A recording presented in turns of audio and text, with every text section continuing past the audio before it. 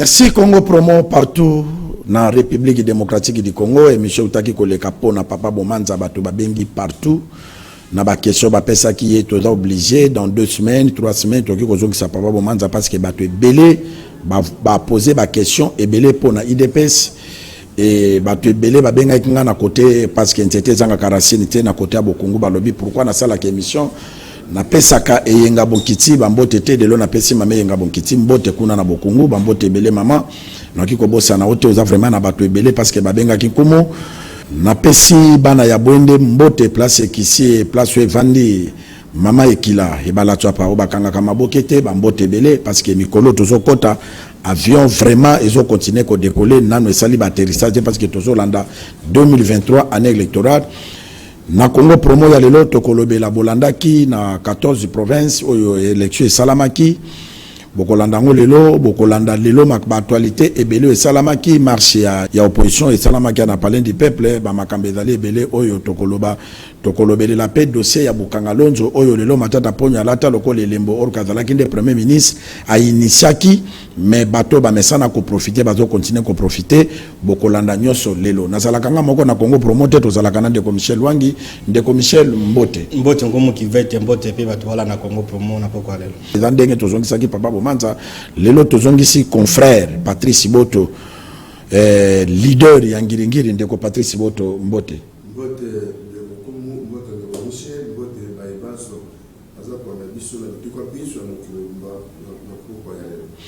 Bossi bomoni ba invité boyebi ke ndeko Michel azali invité tata mutozala kané partout et ndeko Patrice Paza mopayate parce que ezali deuxième fois azongela Congo Promo ndeko Michel Wangi élection et salamaki ya ba gouverneur makanisino ezani.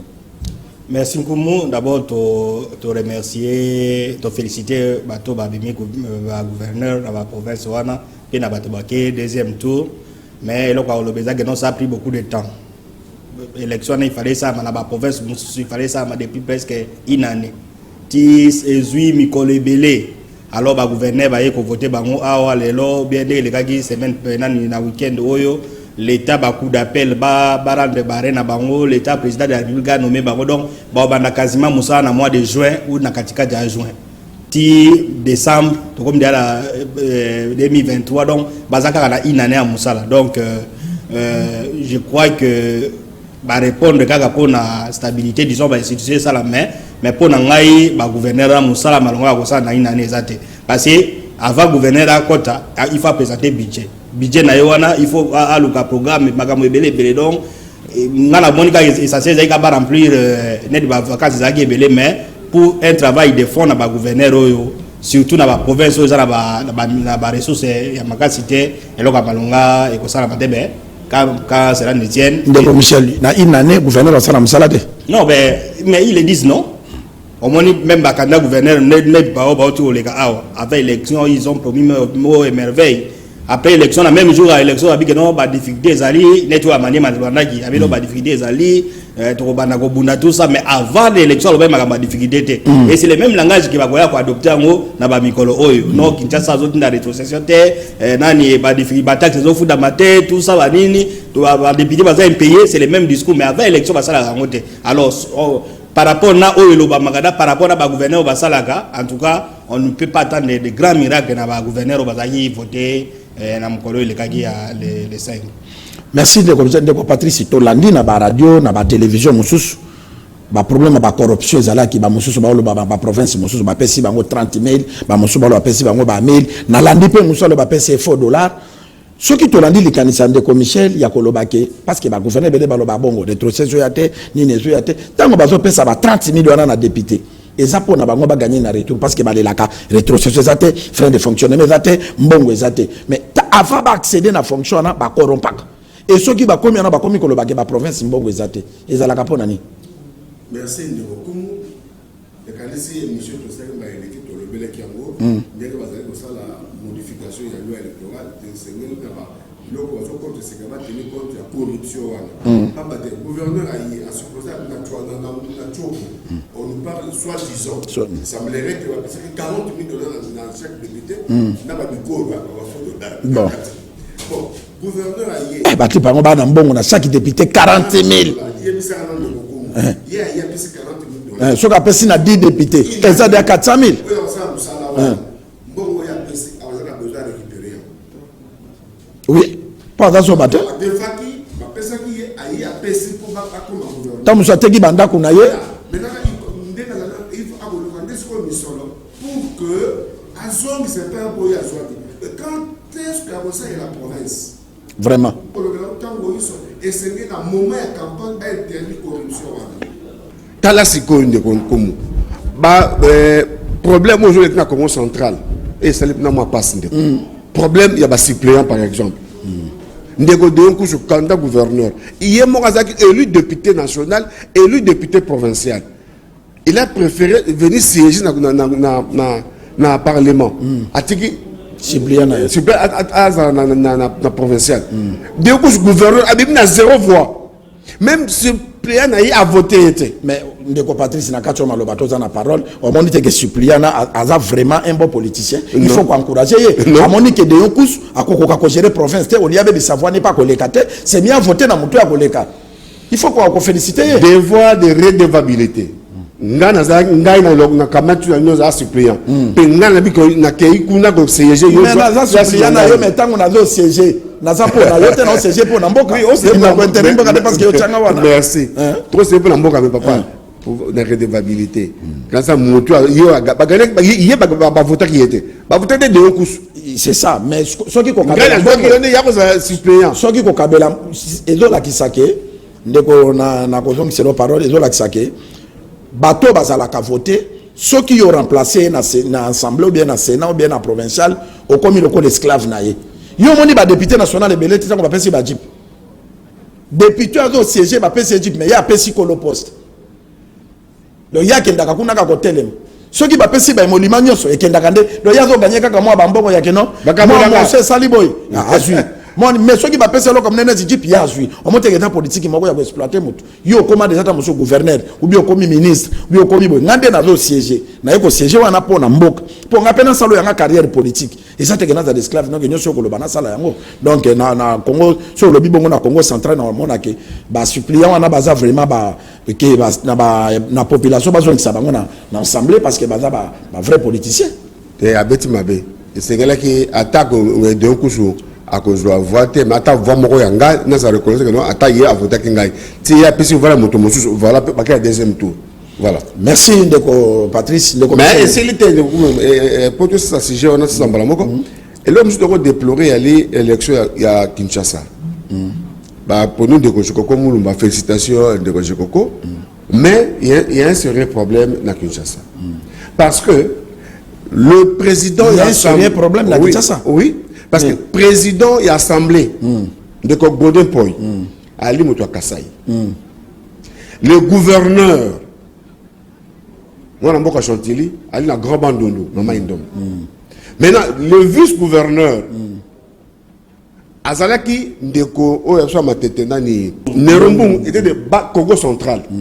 En principe, il fallait pas donc que ça Congo central, pour équilibre géo-ezal. Maintenant, voilà l'équilibre sans limiter. Maintenant, on balaye Jekoko, qui est encore du Grand Kassai. Donc, pour la province de ville à Kinshasa, nous avons 2 Kassai, dans Grand Bandu Numoko. Maintenant, province à Kinshasa, ce que taliba gouverneur au Baleka Mingi, et Zalika Kabato, province à Bandu na Congo central. Mais oui. Province en peut développer en Angola. Non, parce que non, Bango va aller majorité. Oui. Elle est ouest. Soit elle est bien de Kinshasa, Kinshasa fait partie à ouest. C'est le Bandundu et le Congo central. Donc, c'est comment il y compris l'Équateur. L'Équateur, il m'a foutu les Capéouana. Donc, Mingi, la gouvernance, et la majorité, ils ont la Mingi, Kaka, Congo central, na Bandundu. Et si quoi, au total, il y a un mandat à Fati, à l'Ingasala, dès qu'à ça, il va s'y avoir des problèmes. Des commissaires Luangi. Pour notre clôture, on a dossier, on a solution, ni tokoki ko sala, pour éviter la corruption. Aujourd'hui, on a teke. Senipe azolinga kaka ko gagner ba kanyaka o ba pesaka ba kolombo kapé ba politicien bazo solo la te pona ko éviter ko dépenser ba $40,000 ndenge ko Patrice Chikoloba ko corrompre ba député na mbongo ebele soki lelo na ba province ba talika ke non élection ba gouverneur des ali to aligné kaka ndeko Michel ba député ba okoma na contrainte moko oyo ba ko senga mbongo parce que so candidat za ndeko Michel ko senga na mbongo parce que ceux qui me regardent comme Michel Mouton mais le gars là toujours ouais le gars là Mboula to mi ata 60 na Congo ça na bala ceux qui 20 quelques 22 hein voilà qui 22 candidat 22 candidats ozo mona te kezo pesa ba député lo lendo ya ko senga ka bakanyaka ceux qui le to poni ka mutu moko kandi va pas remplacer ozo mona c'est-à-dire que démarche élection à gouverneur ezaki biaisé depuis 2007 imaginez par parti politique ezaki majorité sérieux voilà c'est-à-dire on a l'état a institutionnalisé corruption c'est-à-dire que l'élection à gouverneur essentiel aux à la programme même aux à la député de yo même pas bon c'est ce qui s'est passé en 2006 et dans le monde l'habitation Sénat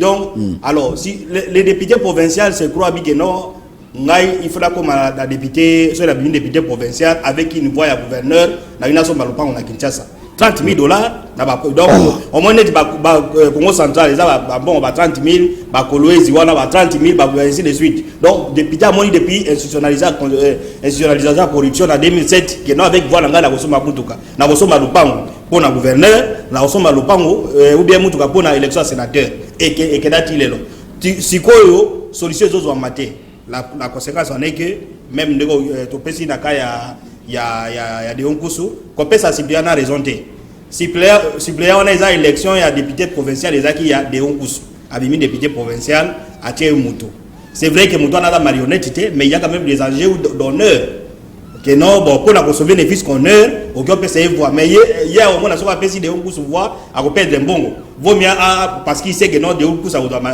gagner vaut mieux avoir moins 30,000 et quelque chose côté on en est mais et là quoi les nani na ngode alors conséquence pour le de l'élection à gouverneur ils ne disent rien non mais en réalité na fin un mandat oyo ce sont eux qui vont se retrouver c'est-à-dire que le gouverneur qu'est-ce qu'il va faire à ça il calcule avec que non on appelle si 25 députés provinciaux 30,000 autant parce que avant bakende bakena ko ba kon bakdina bank batika ba mapango batie sipliaka tout ça alors l'essentiel la mbongo yokota o l'état gotinda eza yepo na ko sala ba nini wana ba député be bakoloba te parce que ba biki ba biaka mbongo na non député ko pese ba $500 ba $300 et dépend de ba province ba de province musu ba député ba 200,000 ba musu ba 500 ainsi de suite ti gouverneur akozwa mbongo wana ti azongisi alors province musala ko sa ezate solution ezani solution eza o ezo le kana assemblée nationale que élection à gouverneur il faut avant élection à gouverneur na ba élection ko ya parti et gagner élection avant avant que nous déposer nani ba député ba ngomo ba bike non na liste oyo ko bimisa candidat za ka parti boetel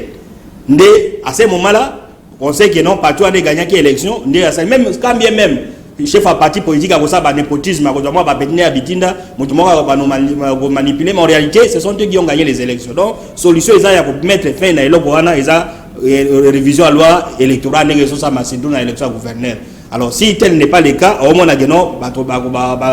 on a même dégoût alors nous avons l'élection à Kinshasa Salama no ginde comme Michel. Nous avons l'élection à Kinshasa na éviter eloko yo bon oyo nani je comprends ça na Kinshasa d'abord élection à gouverneur c'est le gouverneur lui-même qui présente son programme Jatini Ngomela. Mais là c'est la constitution vice gouverneur avant. Yango sikona yango na lo barabi.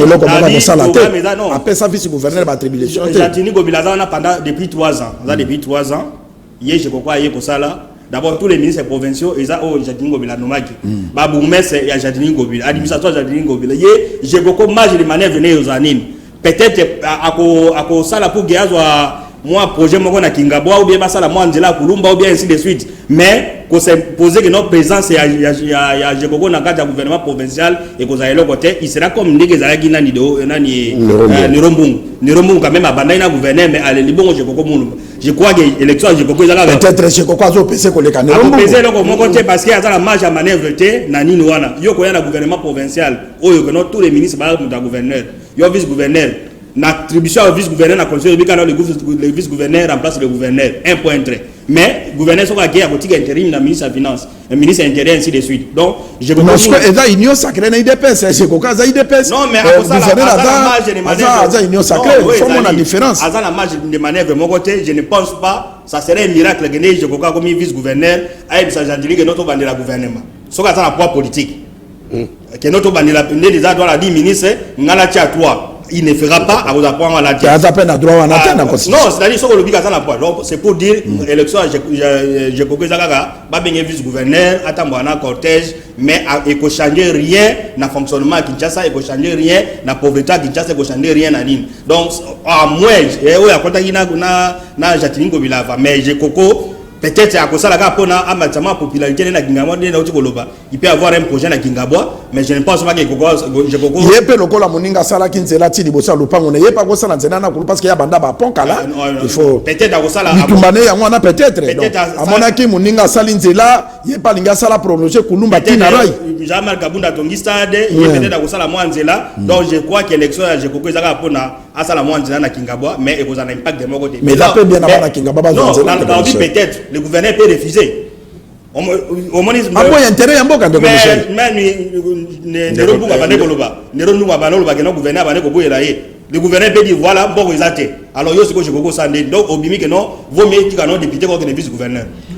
Ndeko Patrice Namukuse na ozongela Michel, lo électoral balobi balongoli biloko moko boye basalini eloko nini ya malonga oyo balongoli na lo électoral ndenge ba revisiter. Na bazo lamba ngona ni na ni comme na sukate. Il faut que la commission PAG6 à Moussala, batinda na Sénat, bongo na sukato ko ba résultat ni ba changement ni ça quand promulgué wa tolobi. Mais on y chose ka ba proposition na ino.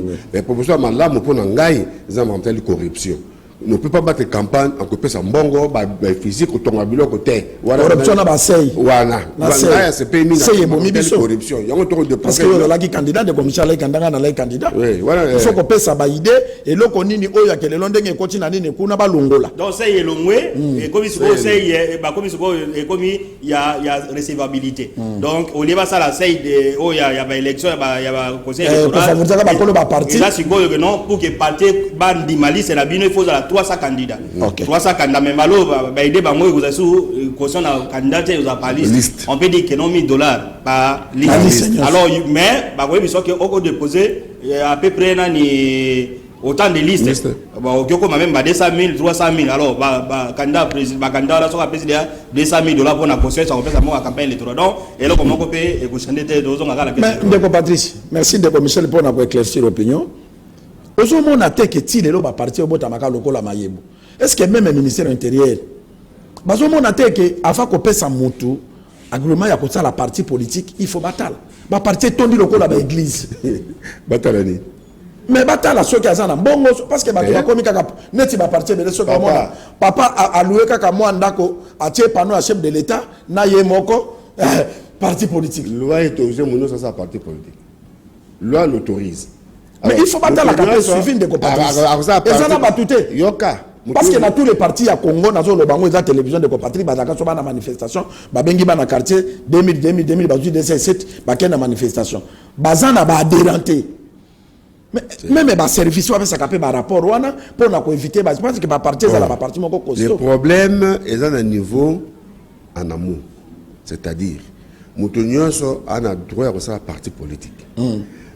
Beaucoup représentés, beaucoup fondateurs, beaucoup statut nabino, beaucoup représentants dans le ministère intérieur. Vous payez la caution de $10,000. Si on se foutit, tant que ça étude. Si tant que ça étude, il y a dossier. C'est là où ça pose problème. Mingi, le ministère intérieur, ça a enquête maintenant sous côté. Merci. C'est comme déposer le dossier, bon, il faudra que frère l'État, au foot, ça va PV, va passer au pays. À quel imprimer ça qui est le buana. Ceux qui réellement, on sera en enquête, battre la siège, battre la boy, va vérifier boy. Va vérifier ma cofondateur, Banin. Ma cofondateur, non, va passer ma sac judiciaire de Bango. Va passer ma bâtisse de bonne vie mers. Va passer ma bonne. C'est encore de frais. Ma monsieur na cofondation na batia kana bato bakufa, papa ne akufa ko kone akufa teka ka pour remplir formalité, mais bato na ba existe. Dans ce que le ministère intérieur a approfondi l'enquête avant il a autorisé partir pour commission. Donc on a le ministère intérieur bon fait, c'est le libéralisme politique ça va dire mais c'est important.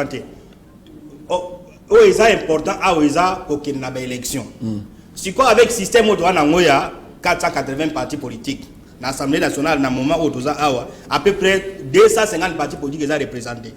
Alors, législateurs, oui, les députés, ils ont courage à passer, ils ont courage à aussi courage c'est là que ça la vote majoritaire. Vote majoritaire, il y a un moment dans la France, dans les États-Unis, il y a 2-3 partis politiques. Né donc il y a une élection, il va dire que non. Parti politique net na Lukunga awa, ils ont 15 sièges. Parti politique qui ma premier na Lukunga. So ça ici ba voix y a tonaye, abimi premier a eu tous les 15 sièges à Lukunga. Vous comprenez? So ba sali bongo to ya se retrouver entre 3 ou 4 partis politiques na Congo. Oui. Mais bato ba député baza ya parti moko balingelo ko na te. Donc solution ko mettre fait ya ba prolifération parti politique ezaka ka ba ça la système majoritaire de voix. Oh bah prof njoli ba ça la awa majoritaire on ezaka des proportionnel. Mais ezala union sacré ba zo courage na te ka lobaka non, to adopter système majoritaire que na Kasai oriental par exemple, na ou bien la circonscription moko boya Mbujimai. Parti politique bibi majoritaire a tous les sièges. Na Bandundu, parti politique bibi premier a tous les sièges. On se rend compte que nous aurons que 3-4 des partis politiques. Alors, dans 3 ou 4 des partis politiques, le président de la République a dit que non, bon, ceux qui 3-4 des partis politiques, le président de la Bango, et tout ça, vaut mieux pas aller belé. Une vingtaine, une trentaine de partis, 50 partis. Alors, on a dans la marge à manœuvre, il y a des débaucher, il y a des ça, il y a un moment de cas, tout comme mais de l'homme Sambo Kassim. Création de parti politique, c'est le côté. Mais on est pas la courage, il y a Kolongola. Système proportionnel, eux, ils ont parti bien l'Assemblée nationale, tout comme le système majoritaire aux États-Unis, parti républicain, toujours s'exprimer dans la démocratie. Mais pourquoi toujours il y a bangote? La France a une ligne proportionnelle de la majorité. Parti pourquoi ils ont ça la montée? Ils ont pouvoir, ils ont la députée, ils ont et la moine a que nous corrompre la circonscription a bimi moi député moko a commis na gouvernement moko mais so que ça le système na ba olinga ngote. Merci de commissaire Loangi Tolobake Congo promo et dali promotion des valeurs parce que biso tozali awa église au milieu du village batu nyoso tolobela bango awa to mona na kana bangote mais to défendre kapona ko présenter mokonza mboka ke mboka na biso po ekende liboso na zonga ka mingi na exhortation ya biso bato to lekaka na TV zali place ya koya ko se rendre ba compte te. Et les journalistes belé ba komi na tanga keloko moko Mobutu alobaka na interview ba salaka na journaliste français atuni Mobutu est-ce que pas na yo démocratie za respecter lobi oui ils a respecté mais pas lokole pas na bino et pas na biso chef faza sacré biso awa to critique kate to yebi ke ba chef faza sacré mais to pesa ka ba idée pour na mboka na biso ekende liboso ndeko Patrice Boto likambo ya bukanga lojo oyo yo za mopanzi sango munene na mboka oyo oyebi est-ce que premier ministre ancien premier ministre Matata Ponyo yende mutu abandaka ko kende azimbongo atie ba travailleur asali parce que likambo ne zonga ka chaque fois que Matata Ponyo détourna mbongo ya bukanga lonzo. Merci ndeko Kumu, merci pela bato baza ko nda biso ndeko Kumu nangano ndeko Michel to senga ka to boto na congolais te. C'est que nzamba yebaka ka otina biso ba congolais atno so ba pandi sango et nous avons le devoir ya ko lingambo kana biso.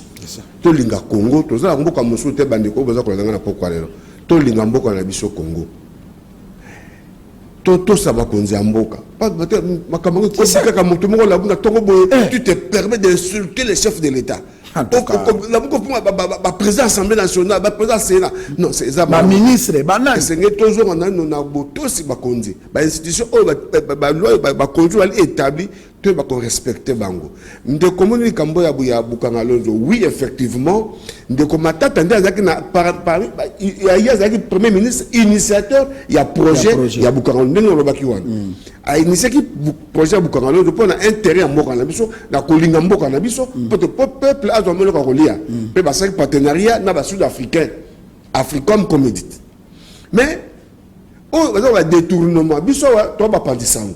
Il n'y a que la juridiction, il y a l'État, Bazouzi, des bakoki qui peut infraction. Kasi kolani samana dossier wana bukanga lozo de konkumu. Il y a à boire et à manger. Pas matation to bitu batimola makambo wana na peut se bien faire mi baleka mais ça pour comprendre que sous batimola ba te belé ba kotangama procès aux années procès du siècle. Oui. Pambate ndeko a initié le projet en 2014, dans le mois de février. Wana ndeko Kitebi Patrice Azali, ministre délégué de la finance. Projet Bandi, le financement à 28%. Et les Sud-Africains reconnaissent que Mbongo wana bazwa ki yango. Et place sur le IGF, mbote na bango pe mosala mona bozali ko sala. Ba comment le détournement à partir de 2016, 15 wana mwana mboka Kitebi à ça le ministre délégué à finances le 7 décembre 2014. Voilà ministre Moussou Kitani Yenasi. Ministre Nan. Ariab Kitani. Alors, on dit bande sud-africain, dans l'enquête, ils sont qu'on reconnaître surtout le paiement en 2016. C'était Bazoua Yangote et Kenda Wapi. Est-ce que le Premier ministre Moutessutaka ministre le Premier ministre a validé le bureau, mais le ministre, nous avons Mukanda Mokawan de Konkumu. Tu ressens un peu dans la région, Yango. Ezali Kinshasa le 4 mai 2016. Awa ministre de la Finance. Ministre de la Finance, Yav Moulang. Alobi à monsieur le gouverneur de la Banque centrale du Congo. Objet d'ango, paiement en procédure d'urgence. Monsieur le gouverneur, je vous demande de bien vouloir procéder au paiement en procédure d'urgence de l'équivalent en francs congolais du montant repris ci-dessous. 2 500 000 $. Bénéficiaire Africom Commodite. Motif, paiement pour financement de la phase 2 du parc agro-industriel du Kangalonzo et du marché international de Maluku. Bénéficiaire, bénéficiaire Africom Commodite. Banque Standard Bank. Puis l'adresse d'Ango. Les gens avaient le numéro 12 avenue à Mongala commune d'Agombe. Compte numéro Bapes. Mais bon est commenté. Compte non approvisionné. Et c'est Patrice. Si Bongo est commenté Bapes ba numéro et disparaître pas nan. Ah, je faut battre tout là. Mais pour matata ponya la tanga et disparaître on a besoin de comprendre. Et disparaître comme ce compte n'a jamais été approvisionné. Mais le candidat est qui na banque pour pas approvisionner compte wana na banque wana. Donc ceux qui n'a comprendre, ceux qui n'a comprendre odana malobakaka. Ceux qui n'a comprendre, c'est-à-dire ceux qui j'ai face à le contrôle, malobakaka il y a pas de mauvais troupes, il y a que des mauvais chefs. Oyebi yango. Donc bazo ko accuser matata ponyo pona ye abimisa, bambiso etikali na sa njungu. Peut-être ça. Ndeko Michel. Alors, pour Ndeko Patrice Kanga Ndeko Michel. Ce qui passe que c'est là Ndeko Michel là Ndeko Michel. Peut-être idée est chef yangwana parce que chapeau là tamakana mutu. Ceux qui balongoli mutu et ateke mutakotika la mutakala mais mutu suki ekozwa mupepe. Alors peut-être batako benda matata ponyo na IGF pour na yabimisa ba détournement wana parce que mbongo alete ebimi mais comme pas dessiné. Par contre il peut sami mais mbongo comme na banque. Na IGF lelo il faut pas pourquoi il y a un projet à Bukangalonzo. D'abord projet wana il y a assez expliqué de comme bato qui va comprendre. Pourquoi Bukangalonzo Salamaki et d'ailleurs le Bukangalonzo c'était pas le projet à Matata. Projet de Salamaki avant Matata comme premier ministre, la ministère de l'agriculture. La ministère de l'agriculture va la cartographie à RDC Mobim. Et non place au Dago, il va ça la production de Babumba ainsi de suite. Alors, au lieu de importer chaque année 2 milliards de $, tous importer l'osso, tous importer Thomson, tous importer Soso, et là on y importer. Il faut tout comme à niveau à produire localement. Alors, Matata, elle va bloquer des os à Matata, la ministre de la Finance. Elle va projet gouvernement, elle a comme premier ministre. Non, ça c'était une bonne proposition. Tout c'est massipé dans l'importation à Biloko la Libanda, tout ça là, par agro-industriel. Il fallait ça à 7 à travers la République. Chaque poule et banabole il s'abat. Basali parc wana na Africom basali nani partenariat ainsi de suite. Alors qu'est-ce que Bukangalonzo a produit? Bukangalonzo courait quand elle a Bukangalonzo. Vous comprenez? Attention qui est dans Bukangalonzo. Bukangalonzo a sa infrastructure. On comprend na Bukangalonzo na projet wana. Oh Matata Zaragi premier ministre initiateur parce que voilà c'est initiateur. Admettons qu'il est initiateur. Courait kita ba infrastructure salama na Bukangalonzo los na mades nani masango pe tekama. Oui, et bien masango etekama pe awa masango ya qualité à bien. C'était pour la première fois dans Mboka où il y a vraiment geno bozo produit parce que tu importes la paix même masango so que na zigida au kuta masango zo kuta na inde ainsi de suite. Nous on a commencé à produire localement. Projet wana mutunyo ça se pelaki. To état mo li PP si ba résultat parce que résultat na ngeza ni bato balia. Zalama ko pousser de Michel temps. Alors, avec le fait politique, Matata Longwe Premier ministre. Et Matata Longwe Premier ministre. D'abord, tout le monde a un document, il y a ministre Ariav.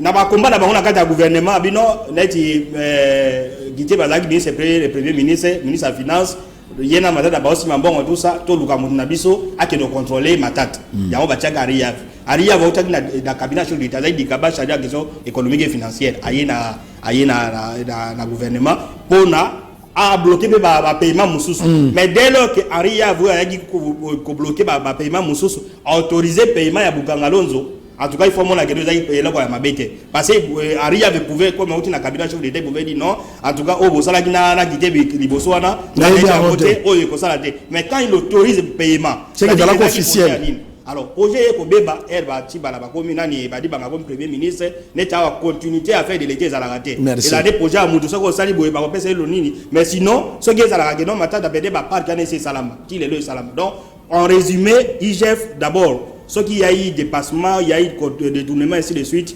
Il n'y a pas la biso, la loi, la chaîne, il y a dépenses. Le Premier ministre a signé la Banque centrale. Mbon, on so yambo qui a mis la ministre de la Finance. Vous comprenez? Quand bien même le Premier ministre, chef du gouvernement, a orienté Bohémie. So il y a comme la finance à côté. Et puis la finance, c'est la ministre de la Finance. N'a pas de la chaîne à dépenses, avant Bim Sambon, montant qui va million. Ministre des Finances, ministre du budget, délégué premier ministre du gouvernement de la Banque centrale, même à la présidence, par exemple, 8 personnes, par rapport à la priorité, c'est mon gobima. Alors, ce qui est qui gobima, c'est-à-dire que non, ce sont les gouvernement. Alors, dire aujourd'hui que Bukangalozo est matata, en tout cas, c'est de la mauvaise foi. Mauvaise foi, pourquoi de l'objet que non, courir contre la Bukangalozo, il est là pour les années. Ben, infrastructure, ils sont à Bukangalozo. Massamou, ya Bukangalozo, vous êtes mais puis d'ailleurs, il y a de cela quelques mois. Pour répondre à la question, dans le cité. Document Oyo. Ndeko Patrice a conclu le bimbongo wana ekomaka na banque te, banque wana peza ko exister.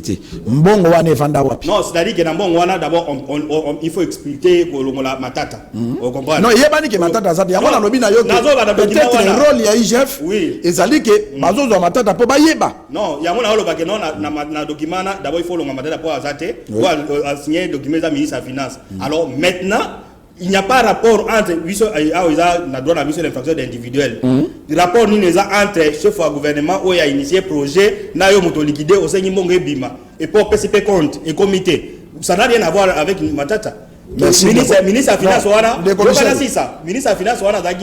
projet il y a 100 jours, il y a Vital Kamere. C'est pas bien qui est. C'est-à-dire on peut l'appeler, mais non, déni autorise paiement. Les premiers ministres, des ministres de la Finance, 2 millions de ça, pour avoir cette réponse, il ne faut pas que le Matata. Merci, Ndeko Michel Wang. Rôle, il y a Congo promo Yangoana. Michel, confrère, a expliqué bien. Le fraction est individuelle. Même IGF, a yébé le Ndeko Michel a le buanake, Obimisa Mbongo, est à la premier ministre. Yango Moni est un ministre tuteur.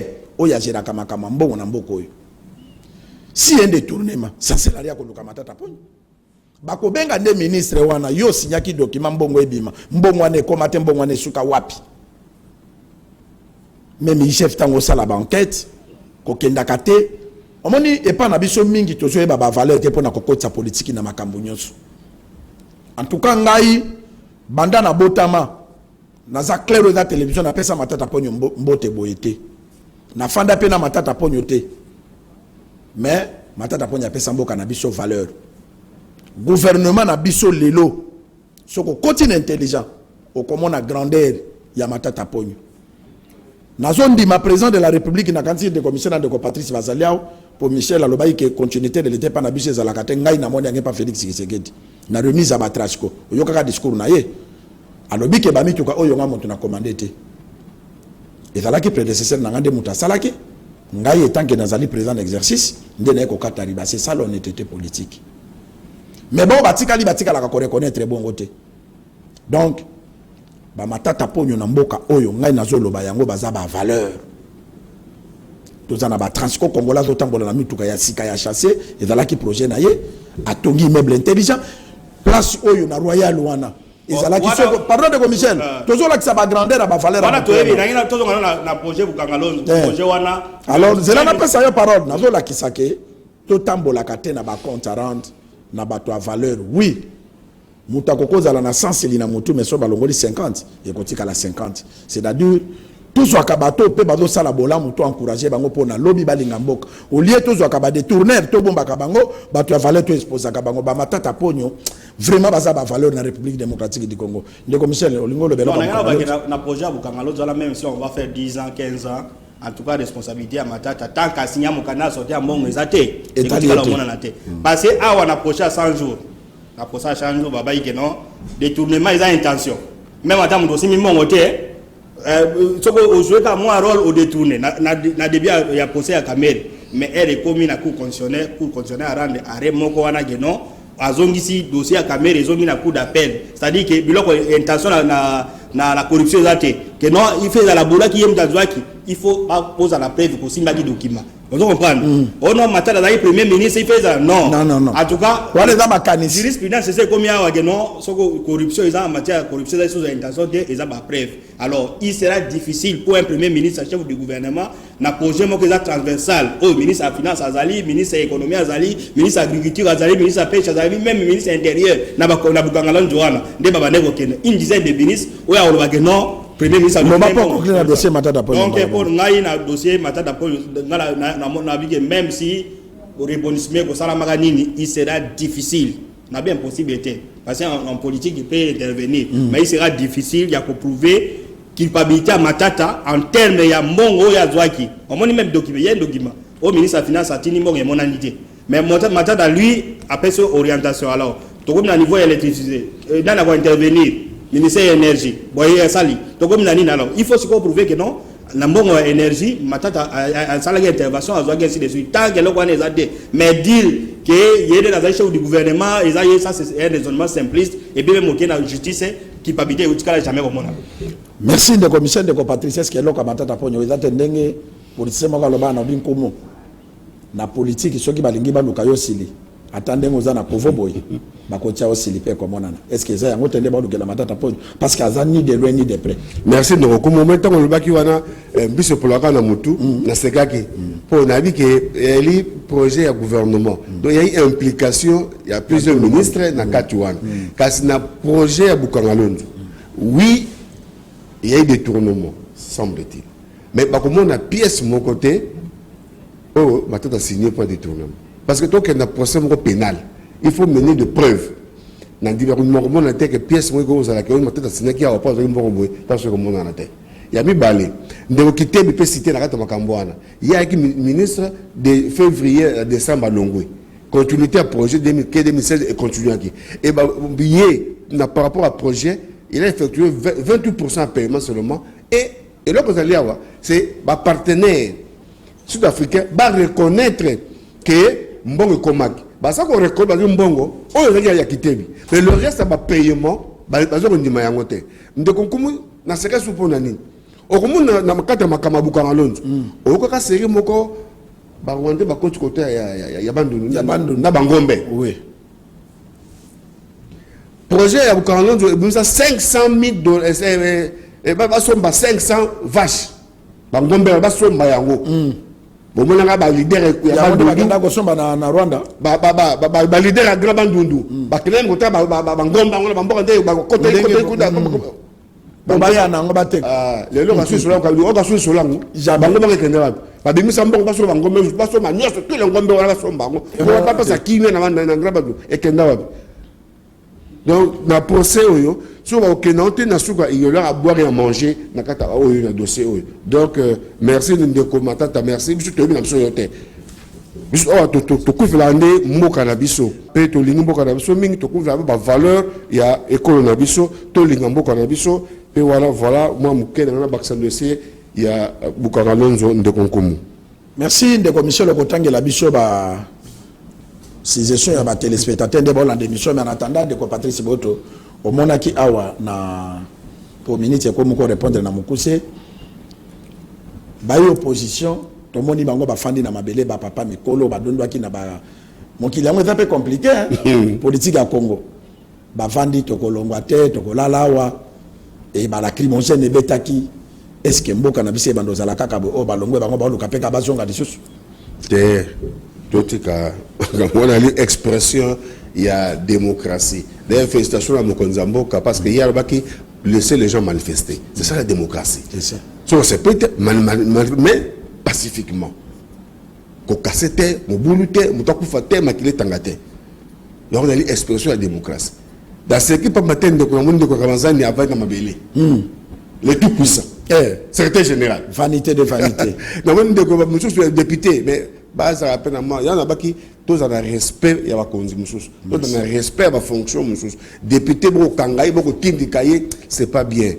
Hein, bah il faut manifester pacifiquement. Alors c'est pour encadrer bango la police et encadrer bango, bah c'est manifester pacifiquement. Et ça bango te batumbo la police parce que ça va pas na muso zili banga beti police a peine yamate de Patrice. Mon kilango zaka ndewa ndeko comme lelo yodui nga kufinzala le PKP le kozona yebe bango bi mokili ambanga ntam bango pe autant bazaka na pouvoir bazaka ndengo wana mais lelo pouvoir baza souhaiter baluki ba code d'opposition ezaka ba expression de la démocratie et mboko je continue ndeko Michel ota ko appuyer makamba ndeko Patrice pona kolobake nyose za pamba nabo bazo gérer lelo batika la konyoko la bato parce que to komi na état démocratique mboka eza ko changer to lingane mboka mais to mi mona teke lokola biso to zi photo nyoko la baninga est-ce que politique ko nyoko la ba mususu on est normal tala les conséquences à bande ko pe perdre yo di mec Shadara ko fana na mabele bon nani na mutuna na yo je crois que il serait quand même tort de na kala to bano lié ce qui policier avec qui moto on kabila autorisé tout ça mais ce dont on a besoin pour ba policier ba beta be bato on peut pas lier ça na président Félix c'est pour dire qu'il y a un groupe de zélés bato ba na pouvoir ba zawana tout ça veut pas plaire mon conseil pour na mokonza mona danger mais à mon que non bozozo qui ça va recul qu'est-ce qui manque ceux qui mutange ko va na parler du peuple à manifester devant et ça la nime et ko ça la nime ndé na mona ki ndé bazo beta bato na décider wana ils a éco apporter rien à démocratie donc police il fait tika la police républicaine il y a que muta marché sans pas mettre efimo ça va porter les téléphones donc ils ont la unité alors vanité au lobby vanité de vanité qui aurait cru que Shadara va na mabel c'est ça Shadara zaki secrétaire non secrétaire général PPDA le ministre intérieur na mboka oy la sécurité intérieure maintenant comme ça dit que la route tourne vous comprenez alors oh ils ont porté là tout ça la structure oh ekozala au lieu ça va règlement des comptes que ba mususu ba yebiso bino ça yebiso do sala to cha ba loi ya bien yango moni ba l'église catholique ba ese na ba mususu ba bi non to sala ba réforme ya bien oh que non même à président soka yé ba estimane ko ba estimane ya l'été comme ba estimane ya mutunyoso même moment na ba France a président gagner élection ba mususu ba perdre ba reconnaître le président police etikali ya police ya l'état ils a iso ya nini donc ça il doit apporter rien à la démocratie na biso bazile oya batina ba beta bato basala banini osala alors le commissaire Tanga bon namoni oya or sujet na biso nani ndeko bengi na kikuita bi radio journaliste Pero Loara olobinini donc yo peut-être ko lo ba passer na mona ko magi obi ministre Mouya ya tombogi tout ça baradier peloro non ministre Mouya n'a rien à voir avec ça c'est l'union nationale de la presse du Congo donc il y a une presse de structure il y a des livrables sur la carte il y a presse on va qu'on reconnaît en tant que journaliste des commissions de discipline donc tribunal de pair et c'est Jackie je vois que ma propos est tellement dur donc radier en tant que journaliste na kati ya Congo et puis va retirer carte ya presse non nyoso wana po alobi na komba so le bongo ba finga ka bambok neti ndeko moko ya bosolo na po na kwa puye ndeko na afinga ki Équateur alika ya pona ba wotola gete on monte que ça dépend de mesures bon tango finga Équateur non journaliste il n'y a pas eu un plaignant ce qui plaignant moi c'est manifestant qui a déposé plainte na UNPC on allait convoquer le confrère Bassam Bissaï donc merci de ngala wina lo bana eloko wana d'abord INPC ezokende mulai musika fort INPC eza inasbel eza institution mbokate eza asbel eza réglementé na ba asbel aw INPC peut retirer quelqu'un sa carte ya presse mais pour radier journaliste boyé aza na loi moko te statut mo ezo permettre eloko wana de bien sûr que ekoyini na ndeko alobe ba nini mais il faut les choses doivent être gardées proportionnellement dans les salles. INPC, c'est une asbel, Aza reconnu dans la loi de 81, peut-être dans la loi de 86, il y en a 6, mais Aza a pouvoir, mon côté à l'Obageno, à retirer au 4 après, c'est pour y avoir ça au 4. Mais à radio que aux journalistes dans le Congo, en tout cas, à part institution à l'État, au conseil de la communication dans des que ça est le voir. Donc, nous avons un peu musique, peut-être une émotion, va retirer mon carte, mais INP ça a pouvoir mon côté, au loin de ça à radier mon à journaliste.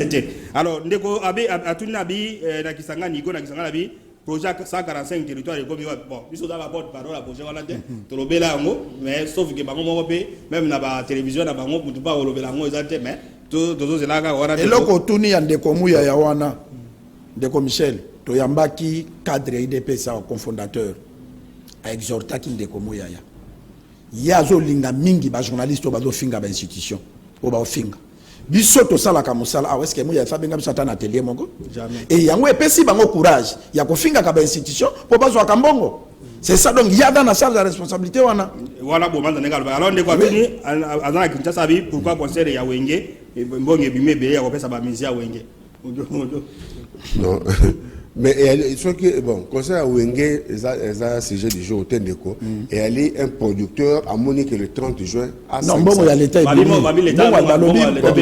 elle était bimé c'est pour ça pour moi elle passe bimé et il va continuer c'est quoi Goshané ni concert non bon elle était bimé dans quel compte et qui a reçu cet argent là moi je peux pas défendre le logo la moniteur aux a raison de combattre singana ko répondre ndeko ke azana raison parce que mon aki na match à Léopard ministre du sport atako yamba ba musicien parce que boya ba musicien bande ko pesa bango mbongo to voler faster babilo ko na to éviter yango ministre du sport azali wana pona ko bongisa sport congolais tala dina foot yango ekatani mais à réfléchir comment ko donc ça na foot pona to zo ba footballer la lobby lelo Mazemba zo beta coupe d'Afrique a commis on a gloire à Dieu normalement Mazemba fala lo parce que pardon de attendez dans la police a débatté mais yoka ça vraiment ça matière mususu wana non il faut te respecter bango to tika na mituna to comme na rubrique ya to tika na mituna wana yango to za sala banalize malamu o to ko sanga banalize ndiko adubelo comme mususu pour mater pour appuyer le pas on fait appel na ba musicien pour la nini pour ba porter voilà c'est tout congolais qui doit porter oui dans le pas pour la nini na ke ko luka ba mama bilanga te pour la nini ya luki na question ya ndeko et pas porter nini na mboko na moment to za sikoyi tout c'est ça ba campagne à pam dans na tinate Wenge ba beta ka ba concert ba mise ba tambola beta ba concert na bango partout pour na nini ko spécialisé ka de 30 les 30 jours d'habitude na mboka na la kandi marche défilé munene ba entreprise et marchaka ba soda na biso dotala ka ketonza na armement de mukolo wana eza ba misiki teto kendo sani na martyr pour na concert wana et ça vraiment l'importance aussi ici merci ndeko Michel une minute non bon Congo promo eza wana to la créer na biso ya valeur na une minute sinon pour le parce que to lobeli matata ponya bato ba kanza yo so kutana matata ponya non mais matata ponya to kutana ede même d'ailleurs mutu moko pe matata leka ya so ndiza mutu matata leka na émission a 5 espace mon bema leka mais ti le lot zo ata info que dans na bureau de charge communication na matata yobi ete bato ba congolais bele ba bénéficier na bukanga lonzo oui ba bisali salama na bukanga lonzo les gens ont trouvé de l'emploi balia ba sangu bali mais ça histoire na mboka na biso nous ne pouvons pas nous voiler la face peut valer en mboka na biso alors biso de suka na kangalonzo to be ba parti politique na été parce que nous avons dans la qualité mon côté voilà ce qu'on peut dire na Congo promo beaucoup de nous ont besoin confiance et on a toujours prêt pour servir donc Patrice votre merci to pesa ba o ba ndemso merci mingi na attention ba sa ke biso to ba ka ke to linga mboka na biso et merci na ndeko Patrice qui était pour être le projet pour Kangalonzo a détourné mbongo te a futaki mbongo normalement pe na février décembre 2014 à l'ongwa le ministre des finances donc projet est très continu et pour le moment la justice a continué procès wana ba sambisa ndeko matata pour être à ventre boa pour toi la responsabilité il y a makambo ndenge ezali parce que mais ba sambisa ndeni ku constitutionnel a dit que la plus haute cour a se déclaré incompétent. Il y a beaucoup de gens qui ont dit que non, net cour constitutionnelle ça loba, il n'y a aucune cour, même cour de cassation, aussi ma dossier là de ça à l'air ou bien. Jusqu'à peu du contraire, il y a que la cour constitutionnelle. Mot de la fin de Patrice merci. Mot de la fin, merci mingi matulanda biso, merci mingi na bana ngiringiri, merci mingi na les amis de Patrice Boto, pe na sengi na bana baso Congo démocratique. Tolinga mboka na biso Congo. Merci. Tolinga mboka Congo promo mombato ça ko souhaiter ba mes condoléances na bokulaka na biso il faut cela professeur il faut cela bokulaka quitté biso azali mona ya Grand Équateur précisément na Monkoto bokulaka akufi photo ne yango wana boza komona Congo promo mobimba to présenter vraiment ba condoléances na famille politique naie vraiment bokulaka date soki ebimi Congo promo to kopesa vraiment ba date nyonso date yali veille zali mardi le 10 na à 109 et enterrement zali mercredi corps eza na morgue ya clinique quinoise. Merci pour la précision de Patrice Motonio Sayeba qui beaucoup la qui fossé là tous à la wana pour la mpaka na biso na yebike bino ba notable Équateur ba tambongo Équateur bolanda na kabido na bino ceux qui moko akufeli o ya démarrer ba jeep ba monae mais biso ba tokolo banini ba kunde saka na bino ata to kufeli ata to sali boyeboya kate biso pe tokomi mayele mais il faut cela ozala parce que via zala kinabiso afanda kinabiso moni bolama ozana baleki to honorer mémoire ya en tout cas to kozala wana Congo promo partout dans le monde to pesi bino bambote belé confiance ezali to za ko interpeller kaka conscience à autorité que balona kana mabelo eza verti Congo promo ceux qui oloni ekobota parce que to sala ka musala na biso kitoko dans une semaine 2 semaines ceux qui nzamba sungi to za ko se préparer dans des commissaires parce que to kitana province ya pas parce que polémique eza kuna ebelé bongo ko yazo travailler mais na ba solution de soit tozo kende nan de commissaires toko koma ti na chef électoral ya gouverneur à province toko matina ikela pa na ngai ti na ikela ti na bokungu toko tambola vraiment to ya na ba image ba pont oyo bazo lakisa biso na ba pont oyo bazo lobo to mane ko lakisa pe awa soki eza ya solo soki to ngama na twapa toko koma kuna Congo promo ezale bale oyo bakanga ka mabokete bye.